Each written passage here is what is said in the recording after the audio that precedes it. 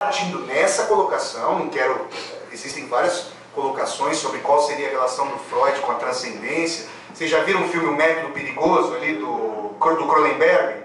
Uma discussão entre o Freud e o Jung ali, ele recriminando o Jung por tentar fazer investigações de além-mundo, mas até... E ele dizendo que tem interesse por isso, naquele filme é colocado, existem cartas dos dois trocados, e ele dizendo, mas a psicanálise vai naufragar, ela vai ser chamada de charlatanismo. Ele teve uma postura pragmática ali naquele momento, para não enveredar por essas discussões que o Jung, por exemplo, viria a desenvolver. Mas essa colocação do Freud, é uma colocação que o homem ridículo faria. Vocês percebem, não? Vocês percebem o grau de tragicidade dessa colocação?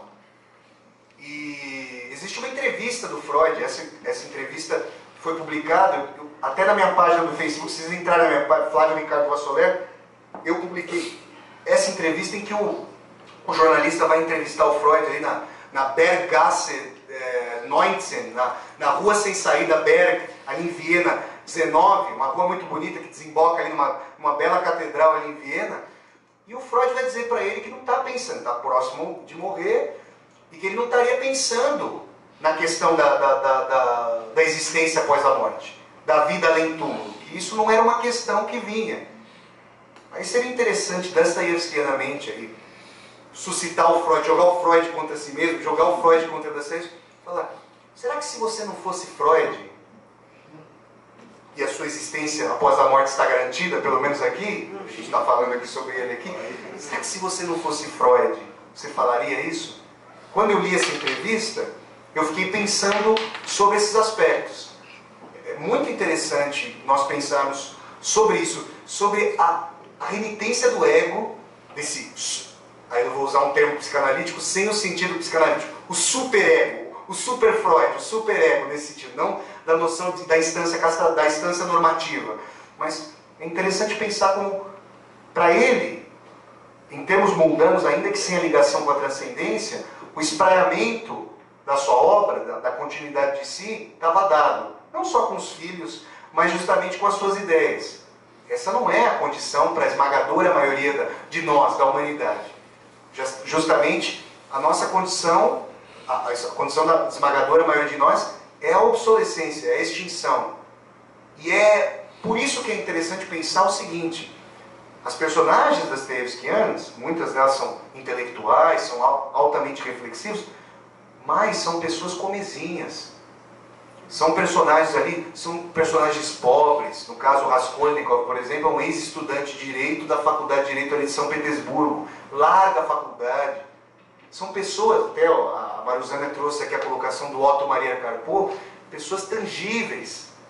Só que elas são tangíveis de uma maneira que me parece que nós não conseguimos vivenciar. Ou que nós nos embotamos, ou somos embotados, melhor a colocação, que somos embotados, para nós não sentirmos esse turbilhão tânico, vamos tentar derivar um adjetivo aqui, esse turbilhão de pulsão de morte. Porque essas personagens levam às últimas consequências as mais diversas derivações do niilismo. Dostoiévski não é um niilista, vejam a colocação que eu vou fazer agora, ele não é um niilista, eu diria se e somente se essa vinculação com a eternidade, se Deus não existe, tudo é permitido, a derivação é que Deus voltaria a viver. E o homem ridículo vai vivenciar isso. Se somente se o ego não for finito, se a finitude pudesse ser suplantada, e se na trajetória, eu vou usar um termo hegeliano, de cicatrização do espírito, eu dei um exemplo para vocês aqui de cicatrização. Aliás, eu dei um exemplo de começo de cicatrização. Se na trajetória de cicatrização do espírito, esse ego, nas suas sucessivas vivências, puder reencontrar o seu laço de constituição ontológico-social com o outro. Isso, diferentemente do que a tradição conservadora que o Dostoiévski vai dizer, faz sim com que Dostoiévski retome a sua tradição revolucionária. Dostoiévski isso dá muita discussão com os autores que estudam Dostoiévski, mas pensar a compaixão não é pensar a contingência da compaixão numa sociedade como a nossa. dar uma esmola e deixar a situação como ela está.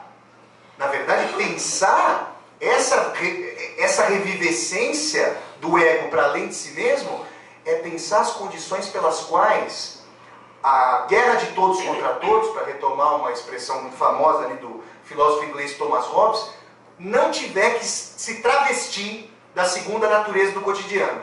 E é por isso que, para o Dostoiévski, a revolução social não basta. Mas também não basta o caráter contingente da compaixão. A questão é pensar os meios pelos quais essas transformações se dariam. Eu diria que Dostoiévski subscreveria, não quando foi preso, antes de ir para a Sibéria. Ali ele não subscreveria. Mas depois ele viria a subscrever uma colocação do Gandhi, por exemplo. Os meios, em contraposição a uma frase muito famosa atribuída ao florentino Nicolau Maquiavel, de que os meios justificariam os fins, o Gandhi chegaria a dizer que os meios são os caminhos para o fim. E aí a gente entra em uma série de colocações sobre quais seriam as maneiras de transformação, de cicatrização dessas relações. Dado o caráter encarniçado de privilégio, de excludência de quem comanda e de quem reproduz a lógica de disseminação dessa vivência danificada, dessa vivência do ego, como se ela fosse a única possibilidade de relação entre nós. Isso é ampla, a indústria cultural, o tipo de engenharia social para disseminar entre nós a danificação das relações, hoje, em grande medida, prescinde de carrascos. Ela foi introjetada como categoria da imaginação. Isso Dostoiévski não vivenciou, isso os bons e velhos Theodor Adorno e Max Horkheimer diagnosticaram ali numa obra publicada no imediato pós-Segunda Guerra, em 1947, na Dialética do Esclarecimento, obra seminal, no capítulo A Indústria Cultural com Mistificação das Massas. E esse aspecto de desconstrução do caráter hobbesiano, do caráter encarniçado de competitividade e danificação das relações, é algo, como eu tentei mostrar para vocês aqui, trazendo para a nossa época o homem ridículo e tentando entender a espetacularização da violência, na verdade, a asepsia da violência, a violência transformada em categoria de relação social anódina, como categoria de juízo para determinado grupo, considerado, entre aspas, o judeu brasileiro, o estigmatizado brasileiro. Então, a meu ver, essa é uma tomada de posição que eu tenho como estudioso de Dostoiévski, o reencontro do homem ridículo com uma noção para além de si, para além do seu próprio ego, ou seja, uma noção transcendental, é justamente, e de forma interessante, o reencontro com uma tradição revolucionária. É interessante pensar que Dostoiévski foi alguém que se contrapôs profundamente à inteligência revolucionária, a geração que antecedeu os bolcheviques ali em 17, justamente porque ele não conseguia entrever as mudanças radicais da sociedade sem uma ética embasada em transcendência, como eu tentei explicar aqui para vocês. Ele não está escrevendo isso depois do Stalin. Ele não está escrevendo isso depois do arquipélago Gulag da União Soviética. Ele está escrevendo isso nos 800 do século XIX. E não é à toa que ele é chamado de escritor profético, mas eu não chamaria o Dostoiévski de profeta no sentido transcendental ou místico. Eu chamaria o Dostoiévski de alguém, como eu tentei mostrar aqui para vocês, de alguém que consegue entender, ao levar às últimas consequências as ideias que estão sendo germinadas pelo seu contexto histórico, quais são os possíveis da história daquele momento. Para onde a história pode caminhar? Vejam, Dostoiévski faz parte de uma tradição de escritores pensadores, que não deixam de fazer diagnóstico de época e mais, que não deixam de tentar entender o devir histórico. E nesse sentido, Dostoiévski pôde perceber. Agora, quando a tradição, quando o reencontro do homem ridículo com um caráter transcendente o vincula aos demais, e ele percebe o quanto essa vinculação depende de reestruturação das relações sociais, éticos-sociais, eu diria, aí a gente tem um reencontro daquilo que havia sido apartado. Ou seja, se socialismo e cristianismo, na obra de Dostoiévski, haviam se apartado, no momento transcendente fundamental, essas bases se encontram. Isso, eu não tenho condições hoje, pela questão do tempo, de reconstruir com vocês, mas para terminar já, né? Para terminar, eu só gostaria de falar para vocês o seguinte: se vocês procurarem o Espaço Heráclito, que é o programa que eu apresento desde setembro de 2013, eu já fiz várias discussões sobre Dostoiévski, nesse sentido, desdobrando isso. Existem vários programas. Se vocês colocarem no Google Espaço Heráclito, Dostoiévski, tem um monte ali de discussões nesse sentido. E no Portal Heráclito, que é a minha página, www.portalheráclito.com.br, também há vários textos e os programas do Espaço Heráclito estão armazenados. Por que eu estou dizendo isso? Porque vocês podem ficar curiosos sobre os possíveis desdobramentos dessas discussões, porque essa discussão vai para vários lados. Eu estou para defender o doutorado e eu, nesse final aqui, falei de uma parte fundamental ali da minha tese. Essa discussão eu vou desdobrando. Então, só para fechar, eu fechando, o que eu quero dizer? Paradoxalmente, nós começamos com a pulsão de morte como um desdobramento patológico do ego. Sim ou não? E paradoxalmente eu terminei dizendo que a pulsão de morte do ego que supera a si mesmo, que se reencontra a si mesmo com alteridade, é um fator de vivificação. Esse paradoxo, para usar a imagem usar a colocação do Barbodinho de 2015 anos atrás, é o alfa e o ômega de Dostoiévski. É o Gênesis e o Apocalipse, a superação do próprio Apocalipse, para colocar. Estou pegando uma imagem bíblica aqui. Esse paradoxo é revisitado dialeticamente com uma torção de si. Se a pulsão de morte mortifica o ego, voltado única e exclusivamente para si mesmo, a pulsão de morte de um ego que se transcende no processo de reencontro com a compaixão, a pulsão de morte vivifica o ego combalido. Esse é o sentido aqui dessa discussão que procurei fazer com vocês.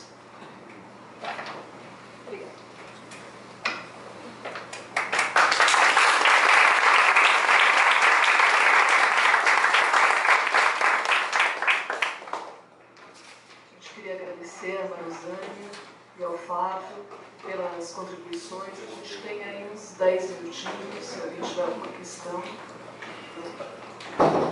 Então, Fábio, eu queria que você comentasse um pouco do suicídio de Svidrigailov no final do Crime e Castigo, com essa questão do que você falou. Você quer juntar mais perguntas, se tiver? Eu queria, bem no comecinho, você falou muito do narcisismo, né?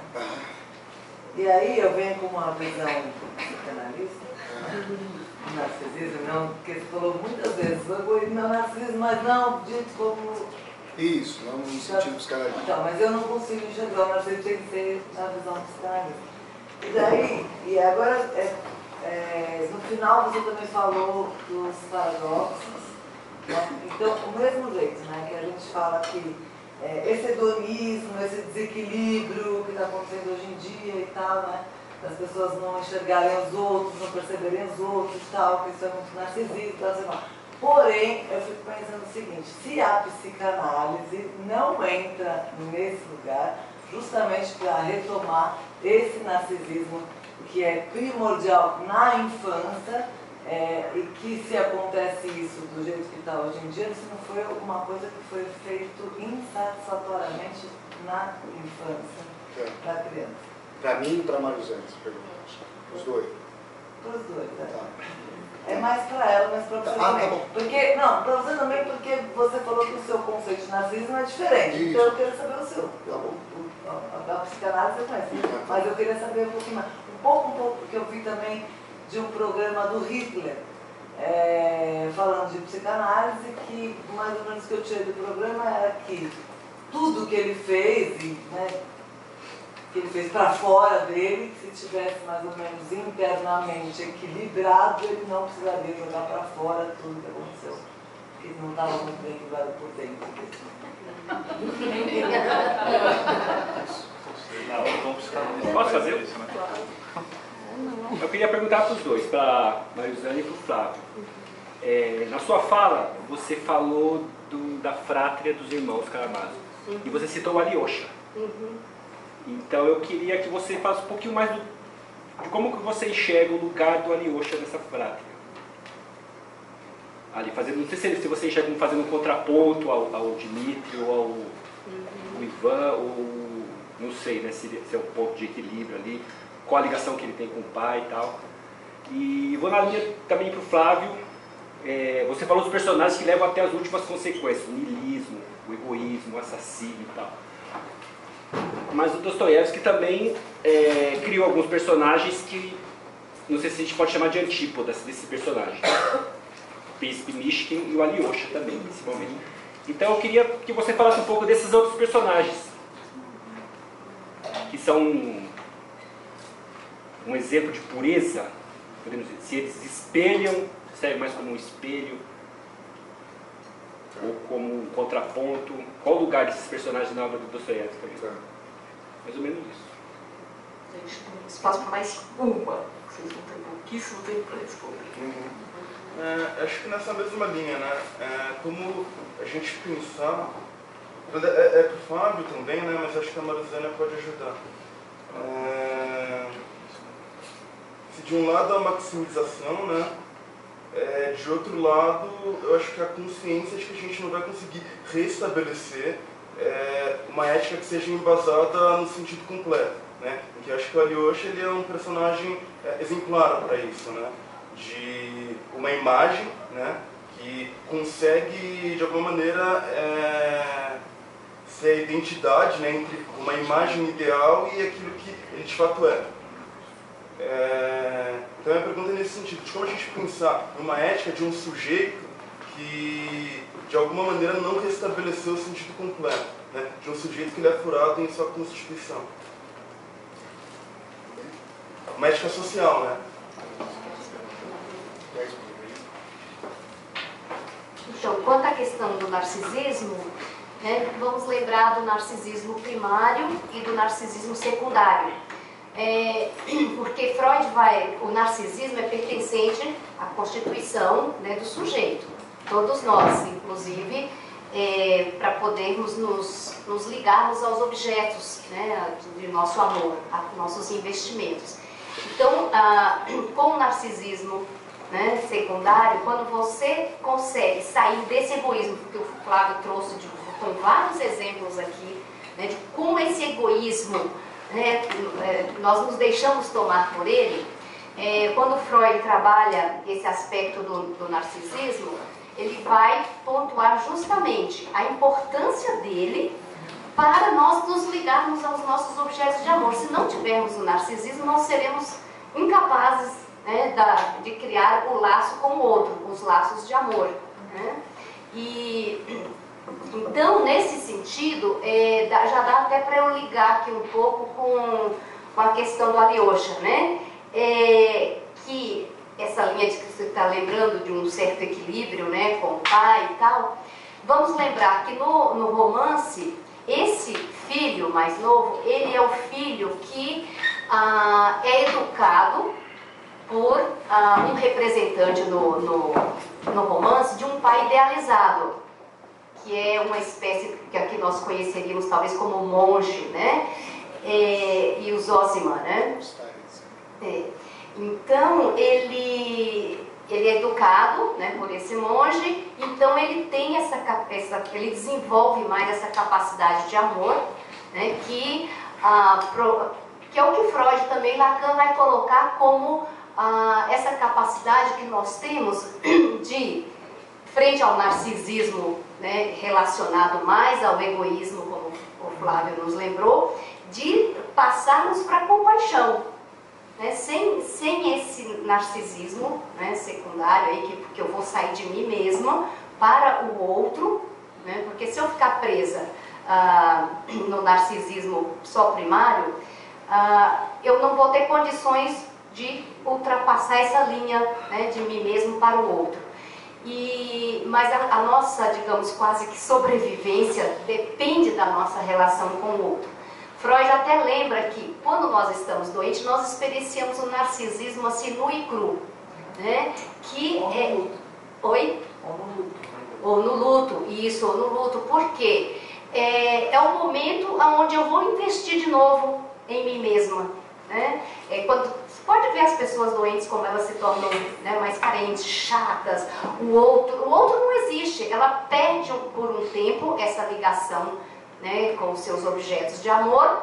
Quando ela melhora, volta de novo à ligação, né? E há aquele narcisismo mais complexo que eu nunca me volto, né, para o outro, não tem essa ligação, né, que a gente vai ver um pouco mais intenso, né, na Então, quando eu falo satisfatória, que não foi de um para o outro, ficou só no ou não passou, por isso que eu falo quando eu falei não foi feito satisfatoriamente, porque não fez as duas, não fez a ponte, ficou só no aí não tem a ligação, né, com o outro, exatamente. Aí eu fiz uma relação de como a sociedade está. Isso, que aí o hedonismo, exatamente, Então, ou vamos pegar a questão política, quando os países fecham na Europa suas fronteiras, né, para que o outro não entre, porque esse território é meu. Né? A gente vê um narcisismo cultural, um narcisismo de um país, de um povo contra o outro. Então, é uma questão muito atualizada. Muito, né? Eu acho que o Flávio disse muito bem que talvez Dostoiévski seja muito mais real hoje do que quando ele escreveu. Porque nós estamos vivendo no real o que ele pôs na letra, o que ele pôs no imaginário. Então, sabe, é algo assim da ordem de um sofrimento da humanidade no seu ápice. Né? Então, e a Alyosha, voltando ali, né, do pai idealizado, porque Dostoiévski apresenta nesse romance dois tipos de pai. É o pai gozador, né, aquele cara todo, né, cheio de fanfarrão, suas maluquices, né? Fyodor Pavlovich Karamazov. Exatamente. Então, que é o pai que precisa ser morto pelos filhos. Né? Esse pai gozador, que aí entra o que o Lacan vai trabalhar, do gozo, do desejo e do gozo. Né? Então, não deu tempo para eu falar, né? Eu só tive a fala de 30 minutos, mas assim, essa parte ficou perdida na minha fala, mas da relação do gozo, do desejo e do gozo. É importante que o pai gozador morra para que nasça o desejo. Então, nesse ponto, eu acho que a sua pontuação está bem direcionada para a questão do desejo, né, que perpassa também o Alyosha aí. Né, que o amor é aquele que faz o elo com o laço com o outro. Né. E tinha mais uma questão que era da maximização, né, da ética de um sujeito, né, do furo. Então, eu acho que eu vou deixar mais para o Flávio te responder, mas essa questão do furo é fundamental, porque onde não há furo, não há desejo. Aí cria-se a pulsão de morte e você fica preso nessa teia.